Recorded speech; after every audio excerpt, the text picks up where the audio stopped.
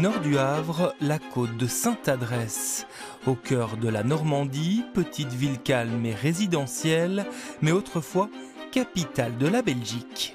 Car entre octobre 1914 et novembre 1918, nous étions ici au beau milieu de la capitale belge. Bruxelles est alors occupée. Le gouvernement belge et ses ministères s'établissent donc ici, en Normandie, notamment dans ces villas de bord de mer. L'histoire marquée dans la brique et dans ses rues, aux accents parfois étonnamment bruxellois. Ici, c'est la rue du Roi Albert, et là vous avez la rue Reine-Élisabeth.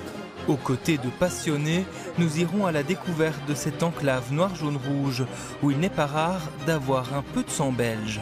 La famille belge. Je ne sais pas si vous connaissez la Bouverie à côté de Mons, il est originaire de là. À 350 km de Bruxelles, on vous emmène donc à Sainte-Adresse, sur les traces d'une capitale oubliée.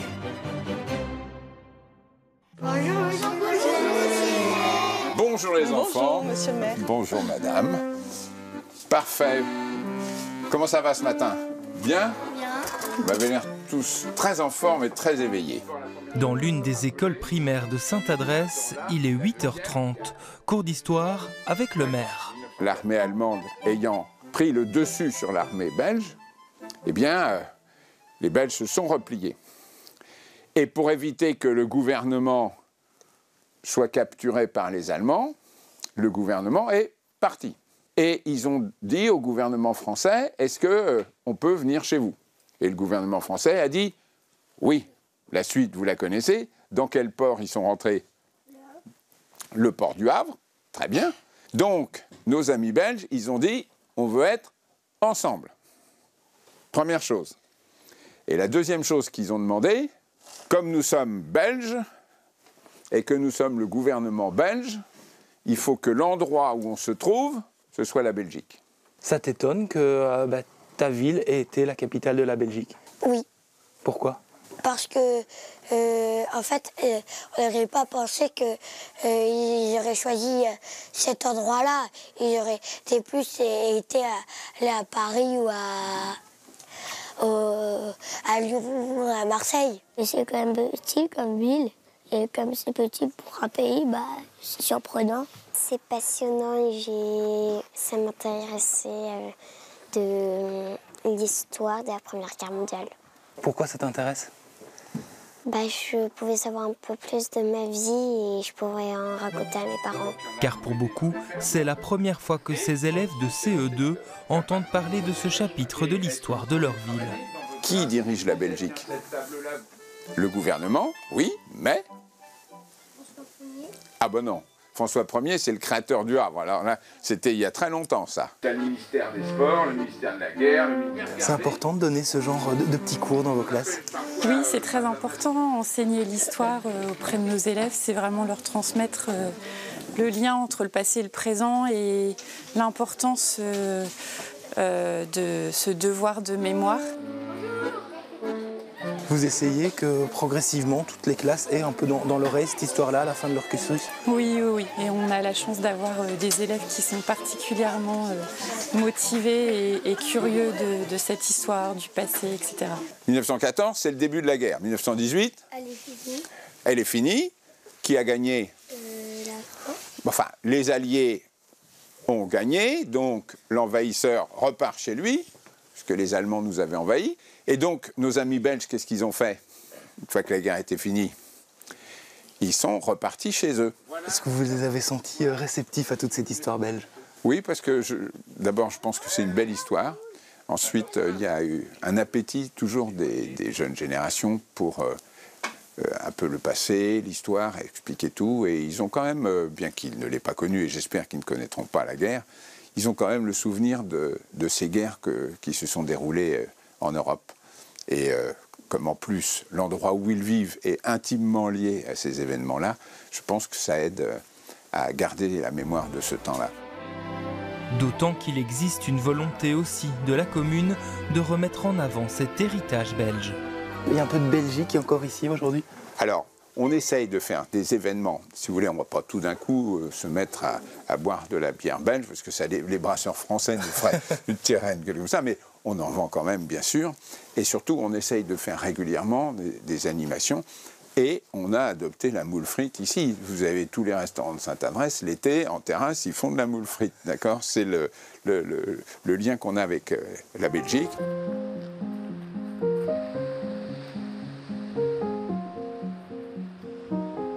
Bon, enfin, 14-18 et 39-45 sont deux sujets majeurs. Ouais.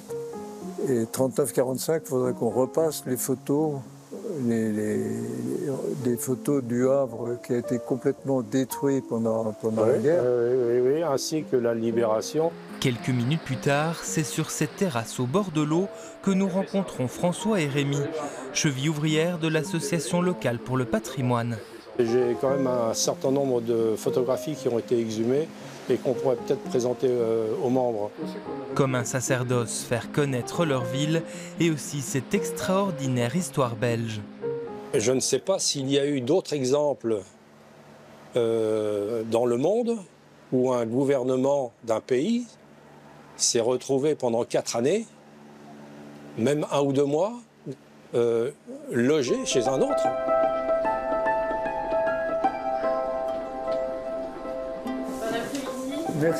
Merci beaucoup de nous avoir prêté ce balcon et ce lieu.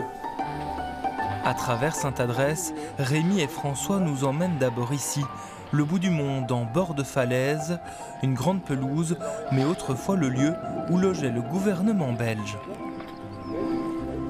Donc ici, il faut imaginer qu'il y avait un hôtel, c'est ça?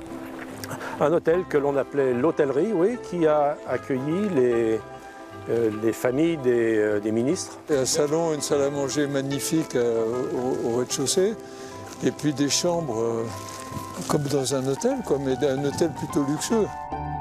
C'est devenu un bâtiment belge pendant 4 ans, il n'y avait personne d'autre. Les Belges faisaient leurs réunions ministérielles. Tout comme les parlementaires sur cette photo. À l'intérieur, tout est fait pour que les Belges soient à la maison. Vive le roi Albert. Avec des drapeaux belges en dessous. Les drapeaux, bien sûr, voilà. La Belgique était vraiment chez elle, était installée. Il y avait des Français qui servaient. Un train de vie loin de la guerre qui sera parfois décrié. Les Belges de l'intérieur étaient un peu frustrés, ou très frustrés, parce qu'il y avait des gens qui leur envoyaient des photos, et ils voyaient des gens qui jouaient au tennis, ils voyaient des gens qui se baignaient. Mais à côté de ça, ce gouvernement faisait un boulot formidable. On peut à la fois se détendre et en même temps bosser. Et ils ont produit des quantités d'obus et d'armes très importantes.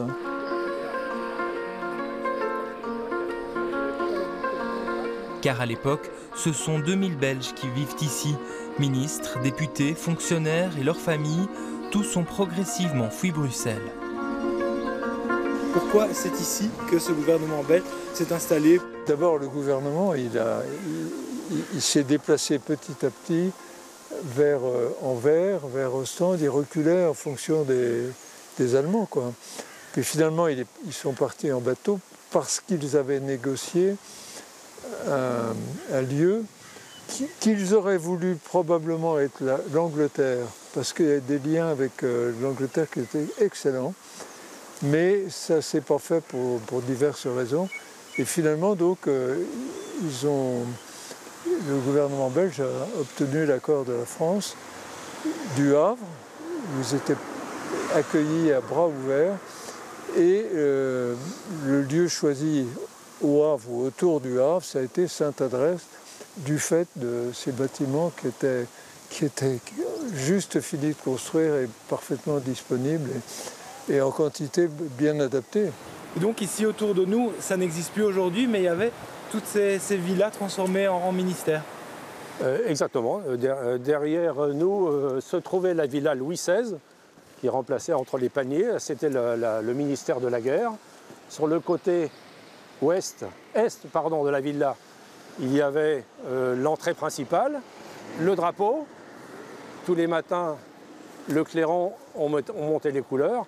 Et puis c'était également à cet endroit-là, vous voyez le boulevard, à cet endroit-là que chaque fête de la Saint-Albert, chaque anniversaire du roi, il y avait un défilé de troupes.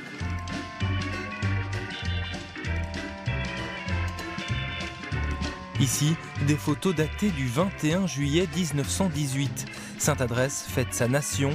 Seule une de ces villas devenues ministère existe encore aujourd'hui sur les hauteurs, annexe du ministère de la Guerre.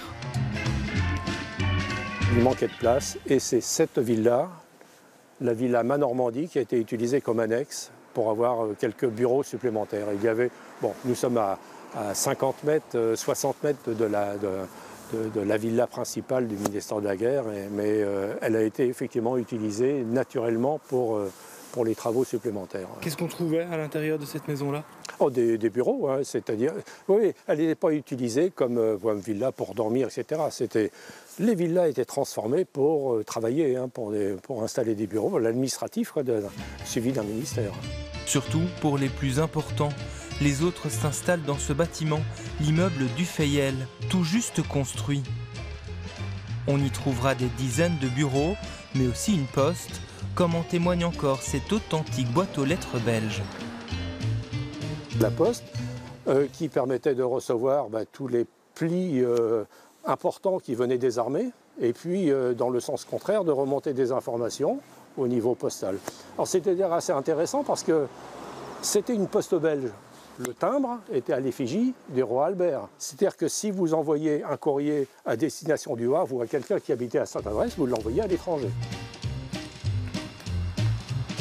À la fin de la guerre, en remerciement du service rendu, le service de poste belge a tenu à offrir cette boîte aux lettres, je dirais une boîte aux lettres de ce gabarit-là, qui venait de la ville de Furnes.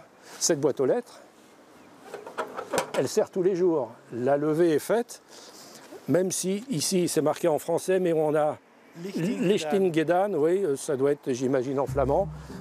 C'est une boîte aux lettres belge, mais qui est utilisée, la seule en France, hein, qui est utilisée par les services postaux français. Une véritable ville belge qui s'organise donc à l'époque. De 4000 âmes avant la guerre, Sainte-Adresse en compte alors désormais 6000. Et pour éviter un gouvernement en exil, rapidement les lieux de vie des Belges deviennent officiellement la Belgique. La ville de Sainte-Adresse n'était pas devenue une ville belge, c'est entendu. Mais tous les bâtiments dans lesquels les ministères se trouvaient étaient en exterritorialité, c'était devenu la Belgique, comme une ambassade.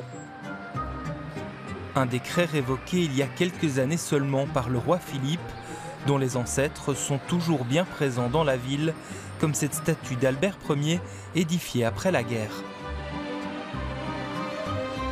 C'était le souvenir du roi soldat, le roi chevalier, et sa statue, moi, je la trouve très belle parce qu'elle est sur l'entrée du port du Havre et elle signifie quelque chose de très profond pour les habitants de Sainte-Adresse. Oui, on chérit encore cette image et cette histoire d'Albert Ier ici. Écoutez, chaque mois de juillet, ici, on célèbre la fête nationale belge.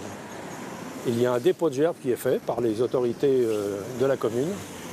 Et tous les ans, c'est une fête que l'on célèbre.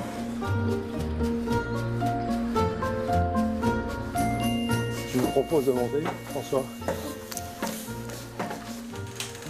Ah, mais il est peut-être dans les archives, en fait.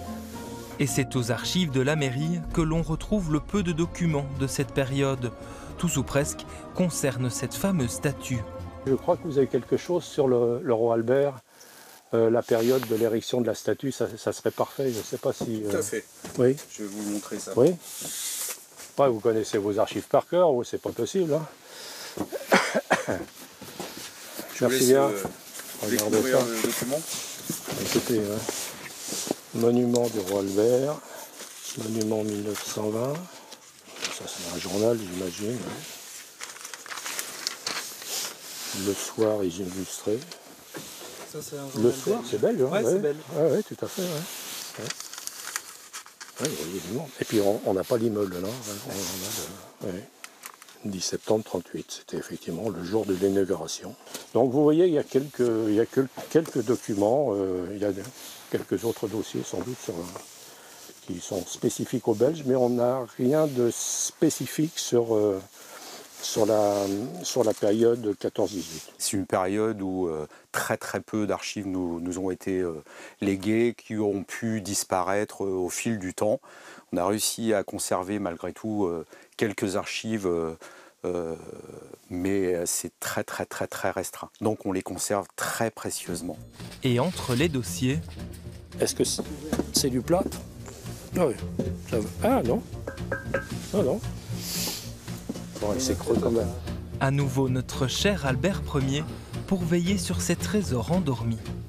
Ça nous permet d'avoir un objet qui le représente totalement, puisque on a très peu de photos et c'est un objet particulier, donc du coup on le conserve et il a sa place ici.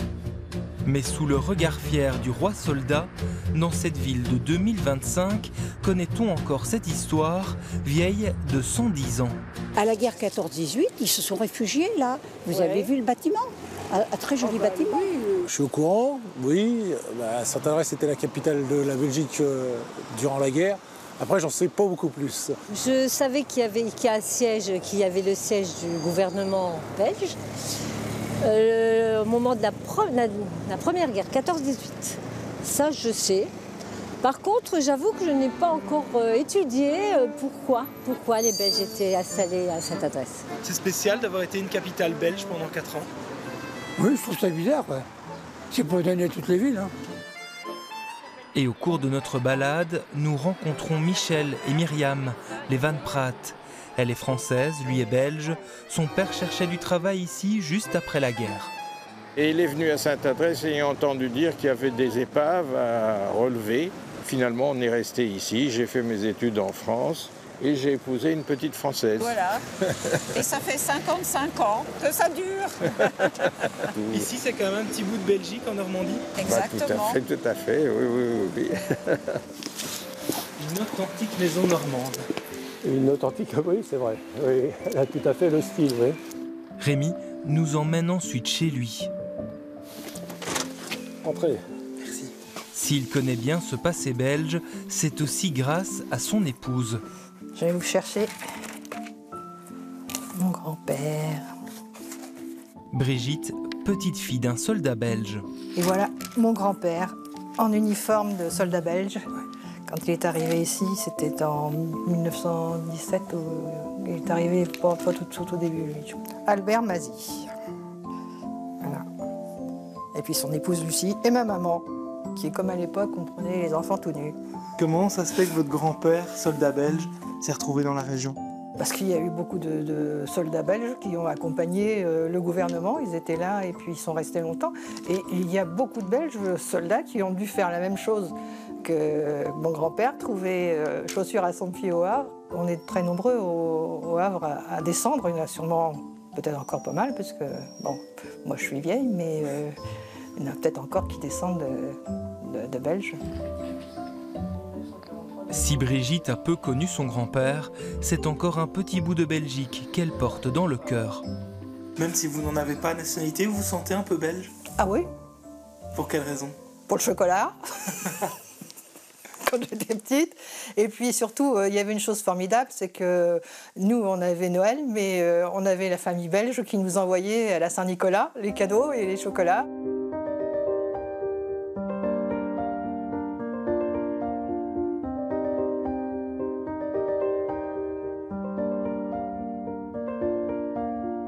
Notre terre de chocolat, où certains descendants de Sainte-Adresse vivent désormais. Et voilà, ça c'est la photo de leur mariage. C'est un mariage de guerre, aucune des deux familles n'était là. À Molenbeek, la mère de Roland est aussi le fruit du mariage d'un soldat belge et d'une jeune fille du Havre. Ça c'est le livret de mariage, voilà, la date, 18 avril 1916, ça doit déjà très loin, ouais, tout ça. 109 ans. Oui. Et là, c'est bien spécifié que c'est un soldat belge.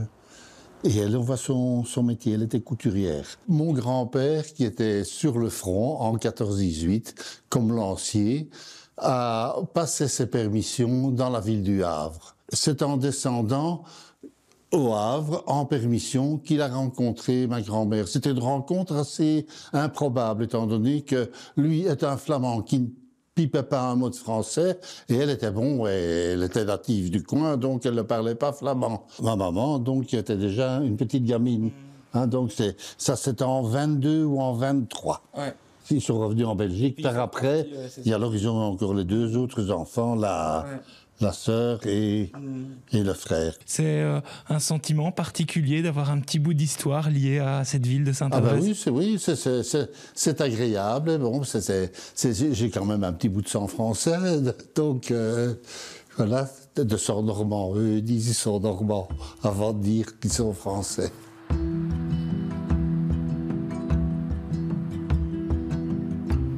Mais certains soldats belges n'ont eux jamais eu l'occasion de revenir au pays. Dans ce cimetière du Havre reposent encore des dizaines d'entre eux. Souvent, les blessés sur le front belge étaient soignés s'ils le pouvaient, ici dans la région. Des blessés venaient du front, qui étaient peut-être loin, mais les ambulances et les hôpitaux, en fait, se trouvaient en France. Et nous en avions un sur Sainte-Adresse, sur le plateau, où d'ailleurs professait mon arrière-grand-père, qui était médecin militaire, et il avait pris en charge cet hôpital. Et bien sûr, il y a eu des décès, et donc les blessés, peut-être que certains corps ont été ensuite rapatriés en Belgique, c'est bien possible, mais pour certains d'entre eux, ils reposent avec les soldats français qui sont, eux, morts au front.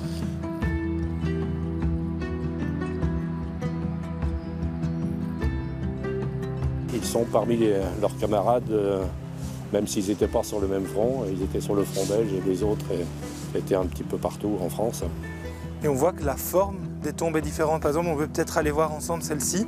Et ici, justement, un Bruxellois né à Schaerbeek, à Bruxelles, en 1874, et mort pour la Belgique le 22 janvier 1915. Donc ici, dans la région, je suppose. Oui, oui, certainement, oui, bien sûr. Ça ne peut pas être mort au front et pour inhumer ici.